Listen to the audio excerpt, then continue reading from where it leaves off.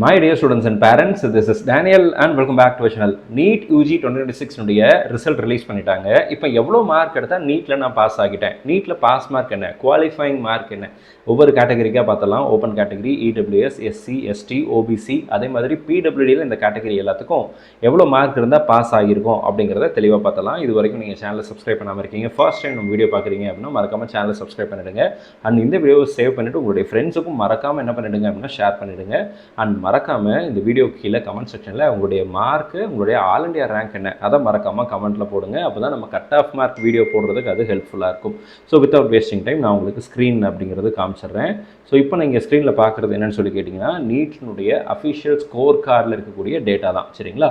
நீங்கள் ஓபிசி அல்லது இடபிள்யூஎஸ் கேட்டகரியாக இருக்கீங்க அப்படின்னா 213 மார்க் அப்படிங்கிறது குவாலிஃபைங் மார்க்காக இருக்குங்க. சரிங்களா? 213 மார்க் எடுத்திருக்கீங்க. ஓபிசி ஓப்பன் கேட்டகரி அல்லது இடபிள்யூஎஸ் கேட்டகரியாக இருக்கீங்கன்னா உங்களுக்கு நீட்டில் நீங்கள் குவாலிஃபை ஆகிட்டீங்கன்னு அர்த்தம்.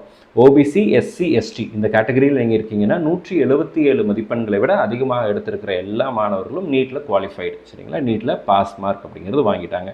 இப்போது ஓப்பன் கேட்டகரி, பிடபிள்யூடி கேட்டகரியாக இருக்கீங்கன்னா 194 மார்க்கு, ஓபிசி அண்ட் எஸ்சி பிடபிள்யூடியாக இருக்கீங்கன்னா 177 மார்க் இருந்தால் பாஸ், அண்ட் எஸ்டி பிடபிள்யூடியாக இருந்தீங்கன்னா 178 மதிப்பெண்கள் இருந்தால் பாஸ். ஸோ இப்போ நீங்கள் ஸ்க்ரீனில் பார்க்குறது தான் நீட்டினுடைய அஃபிஷியல் குவாலிஃபைங் மார்க். இது உங்களுடைய ஸ்கோர் கார்ட்லேயே இருக்கும், நீங்கள் அதை செக் பண்ணி பார்த்துக்கலாம்.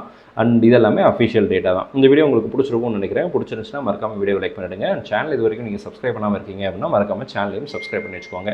அண்ட் உங்களுடைய ஸ்கோர் என்ன, உங்களுடைய ஆல் இண்டியா ரேங்க் என்ன, அதை மறக்காமல் கமெண்ட்டில் போடுங்க. அதை பேஸ் பண்ணி தான் எவ்வளோ மார்க் இருந்தால் கவர்மெண்ட் காலேஜில் சீட்டு கிடைக்கும், எவ்வளோ மார்க் இருந்தால் கவர்மெண்ட் கோட்டா அண்ட் ப்ரைவேட்டில் சீட்டு கிடைக்கும், எவ்வளோ மதிப்பெண்கள் இருந்தால் மேனேஜ்மெண்ட் கோட்டா போகிற மாதிரி சூழ்நிலை வரும், டீம்டுக்கு என்ன மாதிரி இருக்கும், இது எல்லாத்தையும் வீடியோவில் கவர் பண்ணுறேன்.